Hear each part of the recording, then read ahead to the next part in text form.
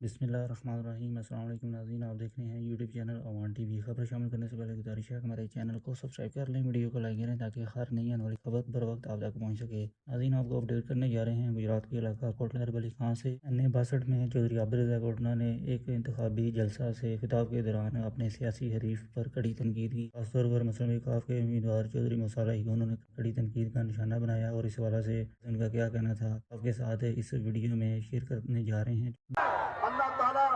اللہ تعالیٰ دے فضل و کرم نال انہاں دی بچی کچھ سیاست شاید عقل مند ہوندے تے ضلع چیئرمین دی سبق سکھ جاندے، عقل مند ہوندے تے کوٹلے والے واقعے تو سبق سکھ جاندے، لیکن آخری بھی انشاءاللہ آخری بھی یہ فیصلہ لینا چاہتے ہیں 8 فروری نو لب جائے گا کہ اللہ تعالیٰ دے فضل و کرم نال آئندہ کسی مڑے نو ادھر نہیں بھیجن لگے کہ جا کے اتنے ووٹ مانگن، انہوں نے پتہ لگے گا کہ اللہ دے فضل و کرم نال اتنے دے لوگ یا اٹھراں تے بدماشاں نو پسند نہیں کرتے، اتنے شرافت خدمت دا ووٹ ہے، اتنے وفاداری تے تابعداری دا ووٹ ہے۔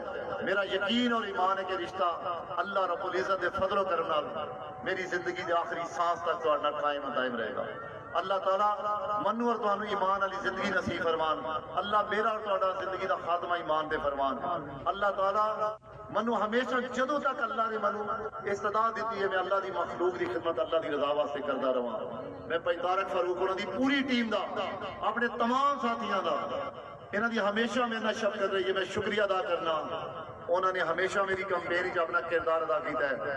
ان نگڑیالا والےاں نے میرے واسطے صرف ووٹ نہیں منگنے، باہر جا کے بھی منگنے نے، لالے مسے بھی منگنے نے، تنویر صاحب واسطے، شبیر صاحب واسطے، میرے واسطے منگنے نے۔ میں سمجھنا کار ووٹ نہیں منگی تے تسی تے میرے سپورٹر اور میری کمپین کرنی ہے۔